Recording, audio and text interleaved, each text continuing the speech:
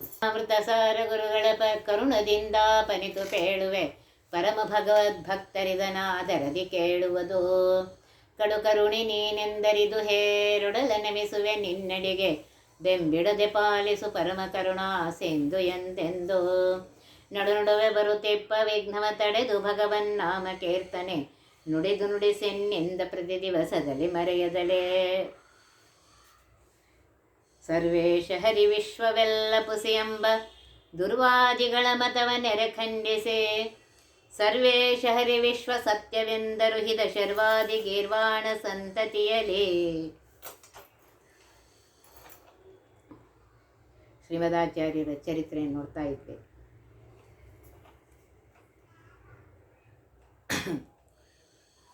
ಮುಕ್ತ ದೃಶ್ಯನಾಗಿರುವಂತಹ ಪರಮಾತ್ಮನು ನಿರಾಕಾರನಲ್ಲ, ಸಾಕಾರನಾಗಿದ್ದಾನೆ. ತಲೆಯಲ್ಲಿ ರತ್ನಾವಳಿ ವಿರಾಜಿತ ಕಿರೀಟವನ್ನು ಧರಿಸಿದ್ದಾನೆ. ಕಪ್ಪಾದ ಗುಂಗುರು ಕೂದಲುಗಳಿವೆ. ಹಣೆಯಲ್ಲಿ ತಿಲಕವಿದೆ. ಕಿವಿಯು ಮಕರ ಕುಂಡಲದಿಂದ ವಿರಾಜಿತವಾಗಿದೆ. ಚಂದ್ರನಂತಹ ಮುಖವು ಅತಿ ರಮ್ಯವಾಗಿದೆ. ತಾವರೆ ಕಣ್ಣುಗಳು ವಿಶಾಲವಾಗಿವೆ. ಕೆಂಪಾದ ತುಟಿಗಳು, ಮಂದಹಾಸವು, ಕಂಬು ಕಂಠವು, ರವಿದ್ಯುತಿ ಕೌಸ್ತುಭವು, ಶ್ರೇಷ್ಠ ಮುಕ್ತಾಮಾಲೆಯು, ರತ್ನಖಚಿತ ವಲಯನು,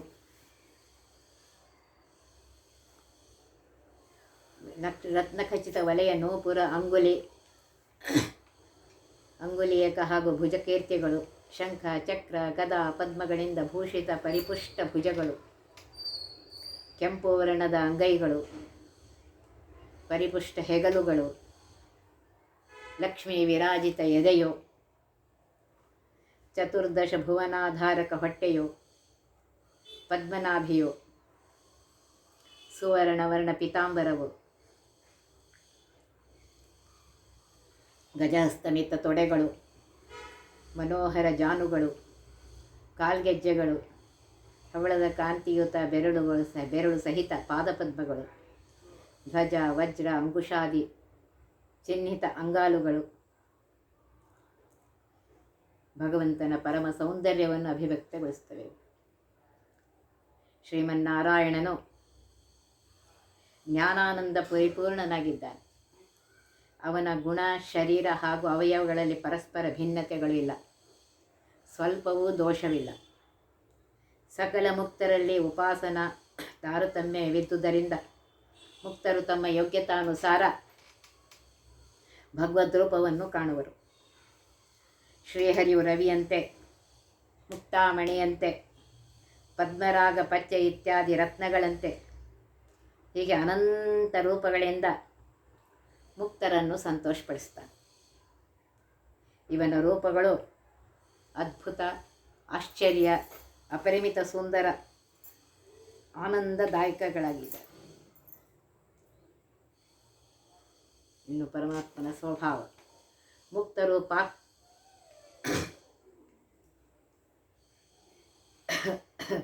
ಮುಕ್ತರು ಪ್ರಾಪ್ತ ಫಲರಾದ್ದರಿಂದ ಫಲಗಳಿಗಾಗಿ ಶ್ರೀಹರಿಯನ್ನು ಸ್ತುತಿಸಿ ಪೂಜಿಸುವುದಿಲ್ಲ ಹೊರತು ಶ್ರೀಹರಿಯನ್ನು ಸ್ತುತಿಸುವುದು, ಪೂಜಿಸುವುದು ಇವರ ಸ್ವಭಾವವಾದ್ದರಿಂದ ಸ್ತುತಿಸುತ್ತಾರೆ, ಪೂಜಿಸುತ್ತಾರೆ. ಮುಕ್ತರ ಸೌಂದರ್ಯ ಹಾಗೂ ಪರಮಾತ್ಮನ ವೈಶಿಷ್ಟ್ಯಗಳು ಅತ್ಯಾಶ್ಚರ್ಯಕರವಾಗಿವೆ. ಇವು ನಮ್ಮ ಭೌತಿಕ ಮನಸ್ಸಿನಿಂದ ಅಕಲ್ಪನೀಯವಾಗಿವೆ. ಬಾಯಿ ಮಾತಿನಿಂದ ಅವರ್ಣನೀಯವಾಗಿದೆ. ಮುಕ್ತರೆಲ್ಲ ಬಯಸಿದ ಎಲ್ಲ ಸುಖಗಳನ್ನು ಕ್ಷಣ ಮಾತ್ರದಲ್ಲಿ ಪಡೆಯುವುದರಿಂದ ಶಾಸ್ತ್ರಗಳು, ಜ್ಞಾನಿಗಳು ಇದನ್ನೇ ಪರಮ ಪ್ರಾಪ್ಯವೆಂದು ಬಣ್ಣಿಸಿದ್ದಾರೆ. ಇಂತಹ ಮುಕ್ತಿಯನ್ನು ಪಡೆಯಬೇಕಿದ್ದರೆ ಶ್ರೀಮನ್ ಮಧ್ವಾಚಾರ್ಯರ ಬ್ರಹ್ಮಸೂತ್ರ ಭಾಷ್ಯದ ಅಭಿಪ್ರಾಯವನ್ನು ಸ್ವಶಕ್ತಾನುಸಾರವಾಗಿ ಮನಸ್ಸಿನಿಂದಲೂ ವಾಣಿಯಿಂದಲೂ ಪುನಃ ಪುನಃ ಮನನ ಮಾಡಬೇಕು, ವರ್ಣಿಸಬೇಕು. ಹೀಗೆ ಮಾಡುವವರು ಶ್ರೀಹರಿಯ ಅನುಗ್ರಹದಿಂದ ತಪ್ಪದೇ ಮುಕ್ತಿಯನ್ನು ಪಡೆಯುತ್ತಾರೆ. ಬಹುಪದ್ರವಂ ಮಯಿ ಮಂಡಲಂ ಸ್ವೀಯ ಮಂಡಲೆ ಖಂಡಯಿತ್ವಾ ಅಖಂಡ ಶಕ್ತಿರ್ವೀರೇ ವಿರೇಜೈ ಅಖಂಡ ರಾಜವತ್ ಅಂತ ಶ್ಲೋಕದಲ್ಲಿ ಶ್ರೀ ಮಧ್ವಾಚಾರ್ಯರ ಕೀರ್ತಿಯಿಂದ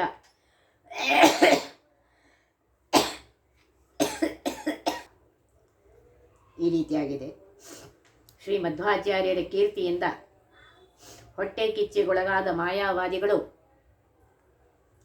ದಕ್ಷಿಣ ದೇಶದಲ್ಲಿ ಬಹಳ ಉಪದ್ರವ ಮಾಡಲು ಪ್ರಾರಂಭಿಸಿದರು. ಶ್ರೀಮದಾಚಾರ್ಯರು ಎದೆಗುಂದದೆ ಆ ಮಾಯಾವಾದಿಗಳ ಎಲ್ಲ ಉಪದ್ರವಗಳನ್ನು ಖಂಡಿಸಿ ಚಕ್ರವರ್ತಿ ರಾಜನಂತೆ ಮೆರೆಯುತ್ತಾರೆ. ಪರಾಜಿತರ ಮನೋವಿಕೃತಿ ಹೇಗಿರುತ್ತೆ ಅಂತಂದರೆ, 12ನೇ ಸರ್ಗದ ಸಾರ ಶ್ರೀಮದಾನಂದ ತೀರ್ಥರು ಉಡುಪಿಯಲ್ಲಿ ಶ್ರೀಹರಿಯ ಧಾನದಲ್ಲಿ ರತರಾಗಿ ವೇದಾಂತ ಶಾಸ್ತ್ರದ ಪ್ರವಚನ ಹಾಗೂ ಗ್ರಂಥ ರಚನೆಯಲ್ಲಿ ತೊಡಗಿದ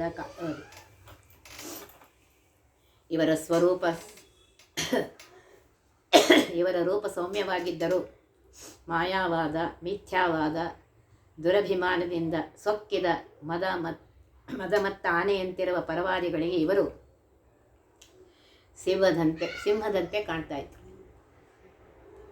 ಶ್ರೀ ಮಧ್ವಾಚಾರ್ಯರ ಈ ವಾದ ಪ್ರಚಾರವನ್ನು ಹೇಗೆ ತಡೆಯಬೇಕು ಎಂದು ಚರ್ಚಿಸಲು ಪದ್ಮತೀರ್ಥ ಪುಂಡರೀಕಪುರಿಯ ಅಧ್ಯಕ್ಷತೆಯಲ್ಲಿ ಮಾಯಾವಾದಿಗಳು ಸಭೆ ಸೇರುತ್ತಾರೆ. ಆ ಸಭೆಯಲ್ಲಿ ಒಬ್ಬ ವಾಚಾಳಿಯು ಶ್ರೀಮದಾಚಾರ್ಯರ ಬಗ್ಗೆ ಹೊಟ್ಟೆ ಕಿಚ್ಚನ್ನು ಹುಟ್ಟಿಸುತ್ತಾ ಈ ರೀತಿಯಾಗಿ ವಾದ ಮಾಡ್ತಾನೆ. ಆದಿಶಂಕರರಿಂದ ಪ್ರಾರಂಭವಾದ ಈ ಮಾಯಾವಾದವು ಅನಾದಿಯಾಗಿದೆ.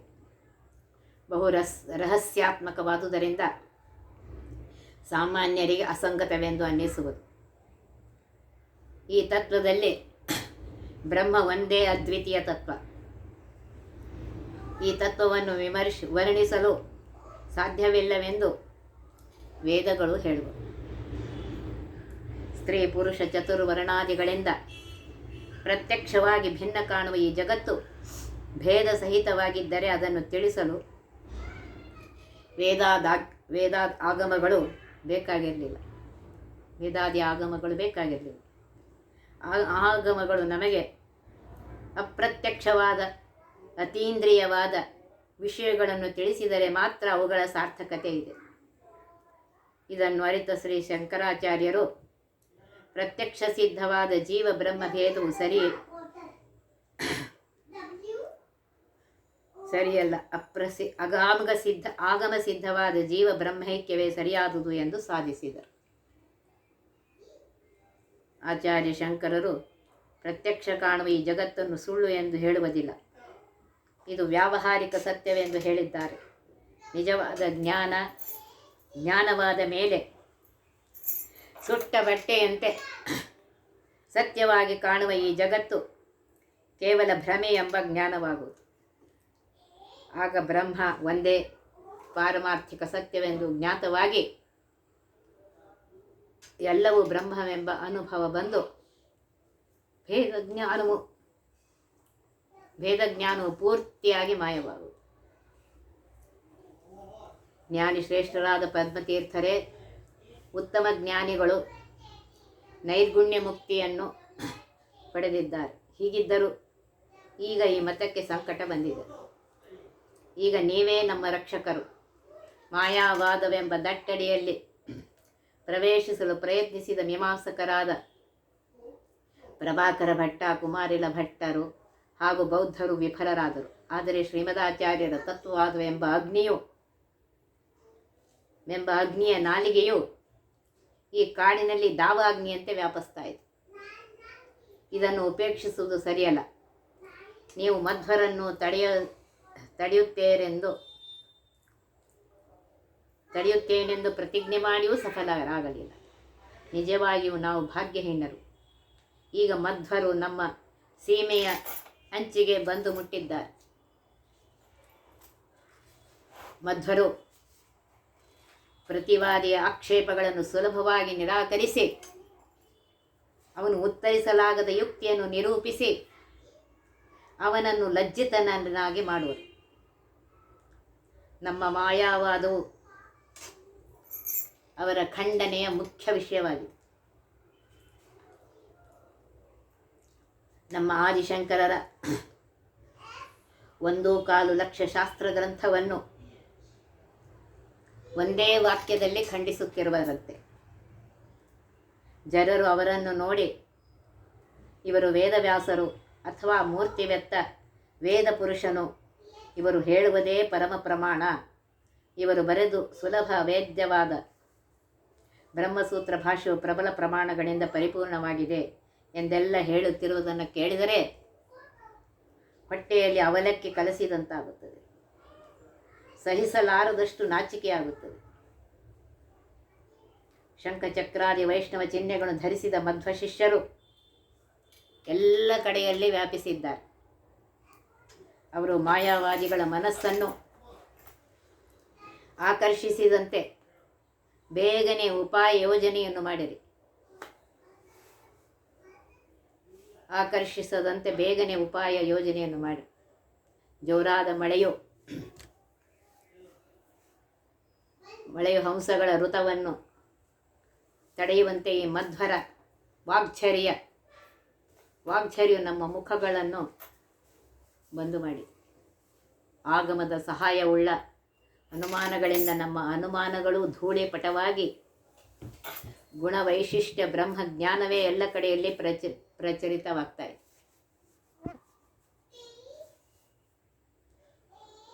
ಪರೋತ್ಕರ್ಷವನ್ನು ಹೆಚ್ಚು ಹೇಳಬಾರದೆಂದು ಕೊನೆಯಲ್ಲಿ ನಮ್ಮ ಮಾಯಾವಾದ ಮತವು ಪೂರ್ತಿಯಾಗಿ ನಾಶವನ್ನು ಹೊಂದುತ್ತಾ ಇದೆ ಎಂದು ಹೇಳಿ ನನ್ನ ಮಾತನ್ನು ಮುಗಿಸುತ್ತೇನೆ. ಈ ವಾಚಾಳಿಯ ಮಾತನ್ನು ಕೇಳಿದ ಇನ್ನೊಬ್ಬ ಸಮಿಕನು ಎದ್ದು ಹೀಗೆ ಮಾತಾಡ್ತಾನೆ. ಇಲ್ಲಿಯವರೆಗೂ ಮಾತನಾಡಿದ ಪ್ರತಿವಾದಿಯ ಸಾಮರ್ಥ್ಯ ಕಲ್ಪನೆಯಿಂದಲೇ ಕುಗ್ಗಿ ಹೋದ ಹೇಳಿಯಾಗಿದ್ದಾನೆಂದು ಕಾಣುತ್ತದೆ. ನಮಗೆ ಸುಖದಾಯಕವಾದ ಮತ್ತು ಜಗತ್ತನ್ನು ಮಿಥ್ಯೆ ಎಂದು ಹೇಳುವ ಮಾಯಾವಾದವು ಶುಕ್ರಾಚಾರ್ಯರ ಮಾಯಮಾಟದ ವಿದ್ಯೆಯಂತೆ ಇದೆ. ಇದು ಬೃಹಸ್ಪತ್ಯಾಚಾರ್ಯರಂತಿರುವ ಮಧ್ವರನ್ನು ಸುಲಭವಾಗಿ ಸೋಲಿಸುವುದು. ಮಧ್ವರ ಶಿಷ್ಯರು ಪ್ರಮಾಣಗಳಿಂದ ನಮ್ಮನ್ನು ಬೇಕಾದರೆ ಸೋಲಿಸಲಿ, ಗಾಬರಿಯಾಗುವ ಕಾರಣವಿಲ್ಲ. ಏಕೆಂದರೆ ನಮಗೆ ಪ್ರಬಲರ ಸಹಾಯವಿದೆ. ಹೀಗಿದ್ದರೂ ಪ್ರತಿಪಕ್ಷವನ್ನು ಉಪೇಕ್ಷಿಸುವುದು ಸರಿಯಲ್ಲ. ಈ ನೂತನ ಮಧ್ವರು ಪರಂಪರಾಗತವಾಗಿ ಬಂದ ನಮ್ಮ ವಾದವನ್ನು ಖಂಡಿಸುವುದನ್ನು ಹೇಗಾದರೂ ತಡೆಯಲೇಬೇಕು. ಶಾಸ್ತ್ರೀಯವಾಗಿ ನಮಗೆ ಅವರನ್ನು ಖಂಡಿಸಲು ಸಾಧ್ಯವಿಲ್ಲದುದರಿಂದ ಅವರ ಬಗ್ಗೆ ದೋಷಗಳನ್ನು ಹೇಳುತ್ತಾ ಅಪಪ್ರಚಾರ ಮಾಡಬೇಕು. ಪ್ರತಿ ಹಳ್ಳಿಗೆ ಹೋಗಿ ಸಾಮ ದಾನ ಭೇದ ದಂಡಗಳಿಂದ ಜನರನ್ನು ಪುಸಲಾಯಿಸಿ ಮಧ್ವರಿಗೆ ಸನ್ಮಾನ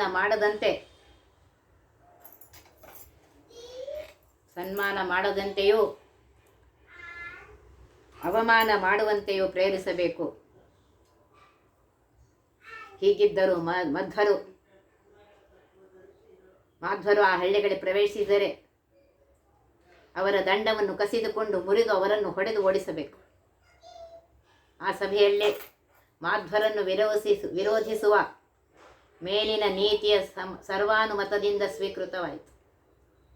ಮಾಯಾವಾದಿಗಳು ಎಲ್ಲ ರೀತಿಗಳಿಂದ ಮಾಧ್ವರನ್ನು ಪೀಡಿಸಲಾರಂಭಿಸಿದರು.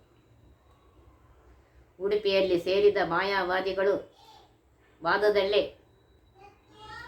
ಮಧ್ವಾಚಾರ್ಯರನ್ನು ಸೋಲಿಸಿ ಅವರನ್ನು ಓಡಿಸಬೇಕೆಂದು ಬಯಸಿ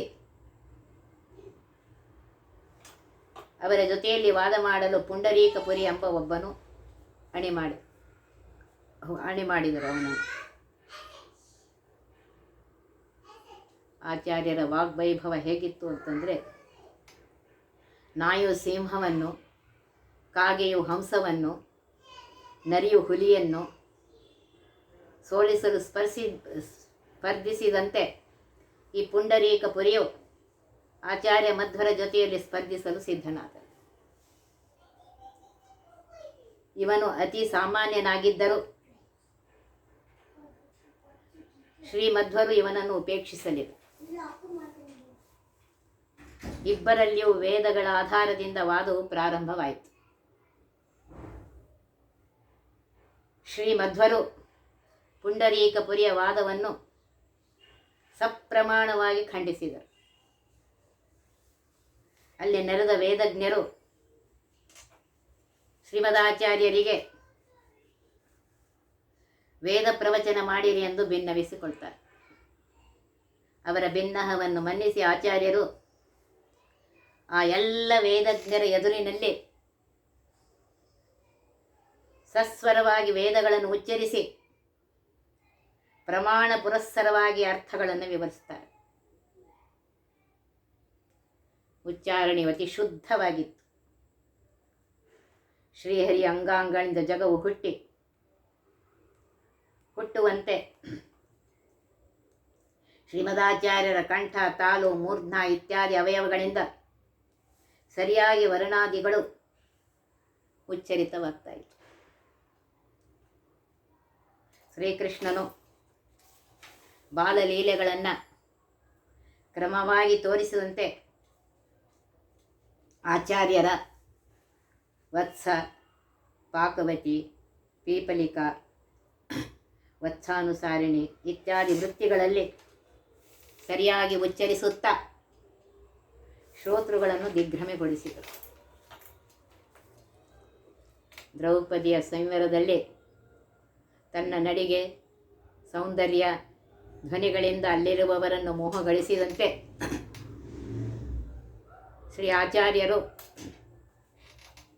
ವತ್ಸ, ಪಾಕವತಿ, ಪೀಪಲಿಕ, ವತ್ಸಾನುಸಾರಿಣಿ ಇತ್ಯಾದಿ ವೃತ್ತಿಗಳಲ್ಲಿ ಸರಿಯಾಗಿ ಉಚ್ಚರಿಸುತ್ತಾ ಶ್ರೋತೃಗಳನ್ನು ದಿಗ್ಭ್ರಮೆಗೊಳಿಸಿದರು. ದ್ರೌಪದಿಯ ಸ್ವಯಂವರದಲ್ಲಿ ತನ್ನ ನಡಿಗೆ, ಸೌಂದರ್ಯ, ಧ್ವನಿಗಳಿಂದ ಅಲ್ಲಿರುವವರನ್ನು ಮೋಹಗೊಳಿಸಿದಂತೆ ಆಚಾರ್ಯರು ಉಚ್ಚಾರಣೆಯ ಗತಿ, ಷಡಂಗ ಸಹಿತ ಪಾಂಡಿತ್ಯ ಹಾಗೂ ಮಧುರ ಧ್ವನಿಗಳಿಂದ ಶ್ರೋತೃಗಳನ್ನು ತಮ್ಮ ಮೋಡಿನಲ್ಲಿ ಹಿಡಿದಿಟ್ಟರು.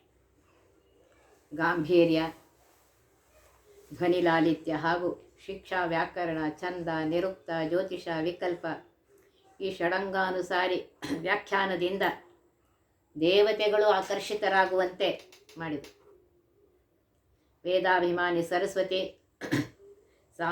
ಸಾಮಾಭಿಮಾನಿ ಗರುಡ, ದೇವಗುರು ಬೃಹಸ್ಪತ್ಯಾಚಾರ್ಯರು ಸಹ ಇವರ ವೇದ ಪ್ರವಚನದ ಪ್ರೌಢಿಮೆಯನ್ನು ಮುಕ್ತ ಕಂಠದಿಂದ ಹೊಗಳಿದರು.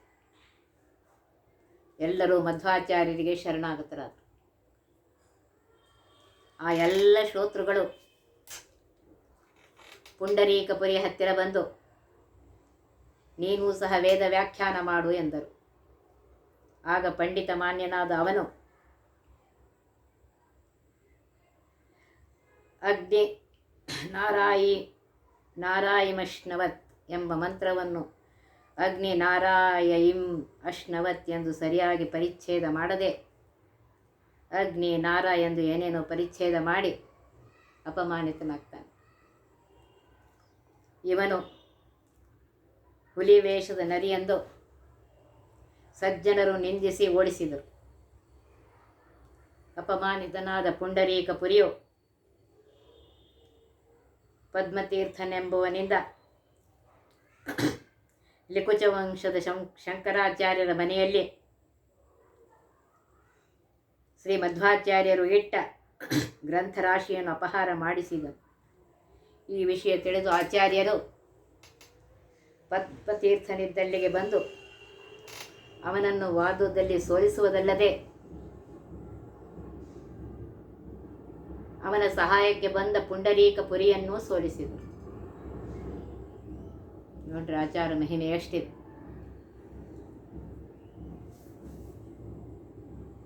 ಇಂತಹ ಶ್ರೀಮದಾಚಾರ್ಯ ಅನುಗ್ರಹ ನಮ್ಮೆಲ್ಲರ ಮೇಲಾಗಲಿ ಅಂತ ಹೇಳಿ ಇವತ್ತಿನ ಈ ಪ್ರವಚನ ಮುಗಿಸ್ತಾ ಇದ್ದೆ. ಒತ್ತಿಬಹ ವಿಘ್ನಗಳ ಕಳೆದಪ ಮೃತ್ಯುವಿಗೆ ಮರೆ ಮಾಡಿ ಕಾಲನ ದೂತರಿಗೆ ಭೀಕರವ ಪುಟ್ಟಿಸಿ ಸಕಲ ಸಿದ್ಧಿಗಳ ಒತ್ತಿಗೊಳ್ಳಿಸಿವನರು ಹೇಕ್ಷಣ ನೃತ್ಯ ಮಾಡುವರವರ ಮನೆಯೊಳು ನಿತ್ಯ ಮಂಗಳ ಹರಿಕಥಾಮೃತ ಸಾರ ಪಠಿಸುವರ.